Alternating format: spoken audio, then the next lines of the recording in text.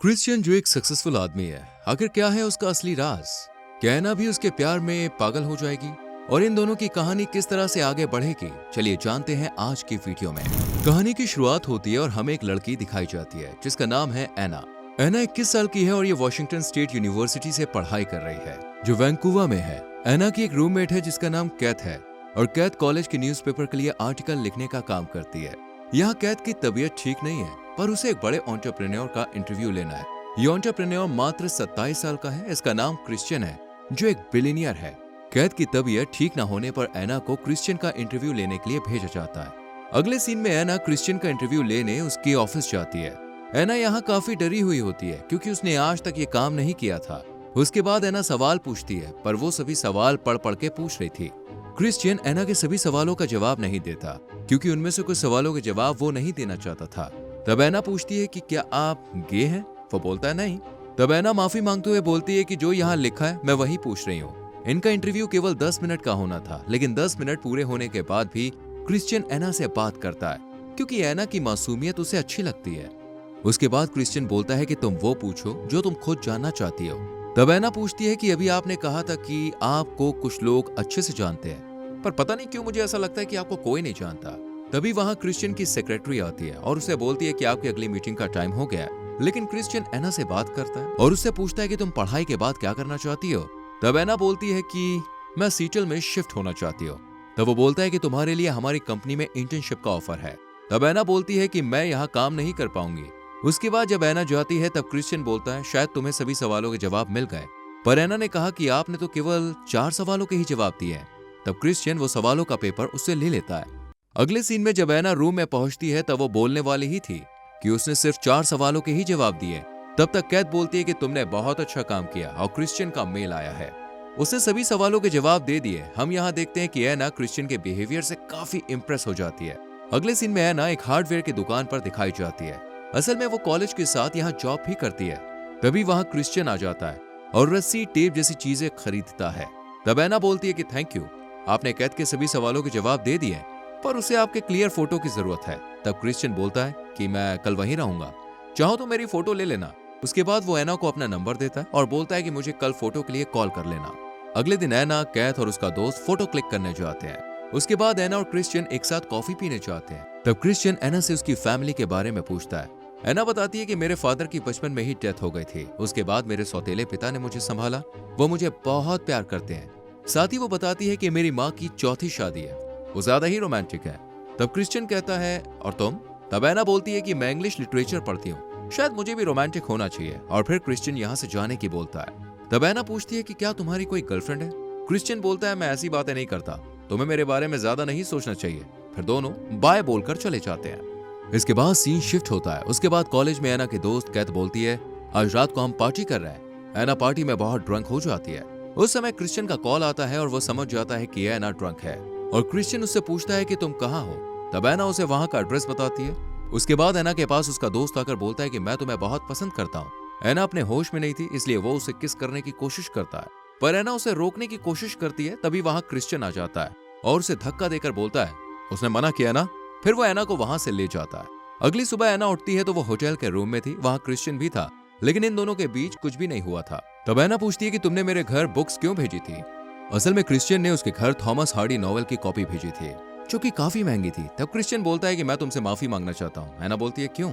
वो बोलता है कि मैं रोमांस नहीं करता, मैं तब तक तुम्हारे क्लोज नहीं आऊंगा जब तक कि तुम अग्री ना हो।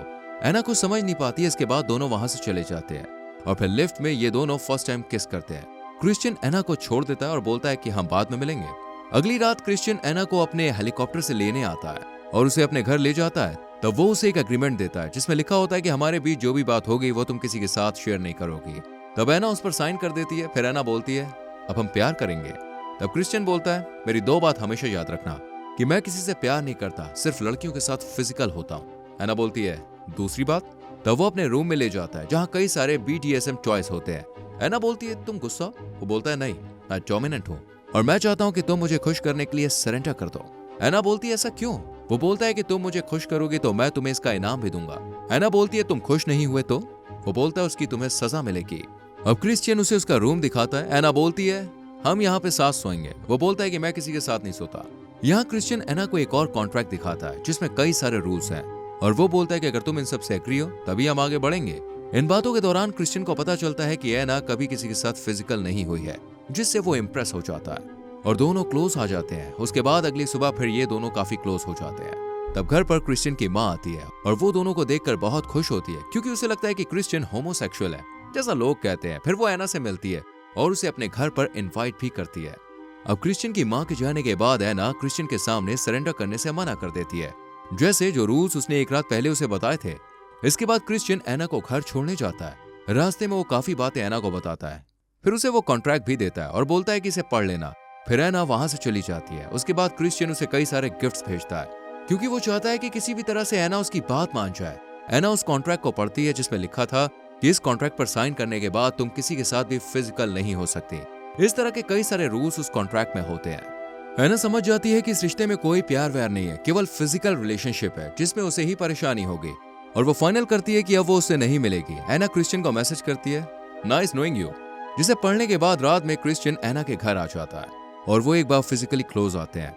एना बोलती है कि आज रात तुम यहीं सो जाओ। तब क्रिश्चियन बोलता है कि मैंने तुम्हें बताया था कि मैं किसी के साथ नहीं सोता। हालांकि वो इससे पहले एक बार उसके साथ सो चुका है, लेकिन अब वो ये नहीं करना चाहता था, इसलिए वो वहां से चला जाता है। अगले सीन में दोनों की चैट पर बात होती है और यहाँ पर एना बोलती है कि मैं कॉन्ट्रैक्ट के लिए तैयार हूँ, लेकिन उससे पहले मैं ऑफिशियली मीटिंग करना चाहती हूँ। तब दोनों ऑफिशियली मीटिंग करते हैं जहाँ दोनों सभी रूल्स के लिए डिस्कस करते हैं। एना कॉन्ट्रैक्ट के बहुत सारे पॉइंट्स हटवाती है क्योंकि वो काफी पेनफुल थे। क्रिश्चियन एना की बात मान लेता है पर एना अभी साइन नहीं करती और फिर वो दोनों बाहर जाते हैं। एना अपनी गाड़ी को देखते हुए बोलती है कि ये मेरी गाड़ी बहुत बड़ी है ना। असल में एना क्रिश्चियन को बताना चाहती है कि वो एक सिंपल फैमिली से है। फिर एना वहां से चली जाती है। उसके बाद एना कई दिनों तक क्रिश्चियन से नहीं मिलती। ऐसे ही एना के ग्रेजुएशन का फाइनल का दिन आता है। तब वहां क्रिश्चियन को एज ए स्पीकर बुलाया जाता है। यहाँ ये दोनों मिलते हैं और क्रिश्चियन उसे नई गाड़ी गिफ्ट करता है। एना उसे मना करती है लेकिन उसने एना की पुरानी गाड़ी बिकवा दी है। एना क्रिश्चियन के बिहेवियर से काफी परेशान होती है। तब एना की माँ का कॉल आता है। एना की बात से उन्हें पता चलता है कि एना परेशान है, इसलिए उसकी माँ उसे घर बुला लेती है। अब एना अपने घर जाती है लेकिन वहां क्रिश्चियन भी आ जाता है और वो दोनों छुप कर मिलते हैं और एक बार फिर से दोनों काफी फिजिकली क्लोज आते हैं। इस बार क्रिश्चियन अपनी पसंद से उस पर BDSM टॉयज का यूज करता है, जिससे एना को ज्यादा पेन नहीं होता और उसे अच्छा लगता है। फिर अगले दिन वो उसे अपनी फैमिली से मिलवाता है। डिनर के बाद क्रिश्चियन एना को बाहर अकेले में ले जाता है और उसे बोलता है कि तुम मेरी हो। एना बोलती है कि मैं तुम्हें समझ नहीं पा रही हूँ, हम एक साथ क्यों नहीं सो सकते, तुम ऐसे क्यों हो। असल में ये दोनों जब भी क्लोज आते हैं तब क्रिश्चियन एना के हाथ बांध देता है और उसे हाथ नहीं लगाने देता, लेकिन एना सच में क्रिश्चियन से प्यार करने लगी थी। क्रिश्चियन की बॉडी पर बहुत सारे जलने के निशान होते हैं। एना इस बारे में उससे पूछती है। तब क्रिश्चियन उसे बताता है कि जिसने उसे जन्म दिया वो एक प्रोस्टिट्यूट थी और क्रिश्चियन जब 4 साल का था तभी उसकी मौत हो गई। अगले सीन में दिखाया जाता है एना की ग्रेजुएशन पूरी हो गई है और अब वो सीटल से जॉर्जिया जा रही है। जॉर्जिया जाने के बाद ये दोनों एक दूसरे को काफी मिस करते हैं, इसलिए क्रिश्चियन एना से मिलने के लिए जॉर्जिया आ जाता है। फिर वो दोनों एक साथ टाइम स्पेंड करते हैं, लेकिन फिर क्रिश्चियन का ऑफिस से कॉल आ जाता है और वो वहां से चला जाता है। अगले दिन एना भी क्रिश्चियन से मिलने सीटल आती है। दोनों एक दूसरे से प्यार तो करते हैं, लेकिन क्रिश्चियन अपने रूल्स की वजह से उसे एक्सेप्ट नहीं करता। इसके बाद दोनों फिर एक दूसरे के क्लोज आ जाते हैं और ये सब जैसा क्रिश्चियन चाहता है वैसा ही होता है, यानी कि वो एना को टच नहीं करने देता। उसी रात एना पूछती है कि मैं तुम्हें टच क्यों नहीं कर सकती। वो बोलता है कि मुझे इस बारे में बात नहीं करनी। तब एना कहती है, क्या मैंने कॉन्ट्रैक्ट को साइन नहीं किया। तभी क्रिश्चियन बोलता है, भाड़ में जाए कॉन्ट्रैक्ट। एना बोलती है, इस तरह से तो कॉन्ट्रैक्ट के रूल्स का भी कोई मतलब नहीं है। तब वो बोलता है, वो जरूरी है। एना बोलती है कि मैं उन्हें नहीं मानती। वो बोलता है, तुम्हें इसकी सजा मिलेगी। एना बोलती है, तुम ऐसा क्यों कर रहे हो, क्यों मुझे चोट पहुंचाना चाहते हो। तब क्रिश्चियन बोलता है कि मैं 50 शेड ऑफ फक्ड अप हूं। तब एना बोलती है कि ठीक है, तुम मुझे सजा दो। तब वो एना को बोलता है, ठीक है, मैं तुम्हें 6 बार मारूंगा और तुम मेरे 7 गिनोगे। वो उसे बहुत जोर जोर से मारता है, जिससे एना को बहुत दर्द होता है। उसके बाद वो एना के क्लोज आना चाहता है, लेकिन एना उसे मना कर देती है और बोलती है, क्या तुम्हें अच्छा लगता है मुझे दर्द में देखना, ये सब कुछ तुम्हें अच्छा लगता है। क्रिश्चियन के पास कोई जवाब नहीं होता। उसको कुछ साइकोलॉजिकल प्रॉब्लम होती है, जिसके बारे में एना अभी तक समझ नहीं पाई थी। अब एना वहां से चली जाती है। रात को क्रिश्चियन उसके रूम में आता है। तब एना रोते हुए बोलती है कि मैं ऐसी नहीं हूँ जैसा तुम मुझे समझ रहे हो, मैं तुमसे प्यार करने लगी हूँ। क्रिश्चियन बोलता है, नहीं, तुम ऐसा नहीं कर सकती। फिर एना उससे बोलती है, तुम यहाँ से जाओ।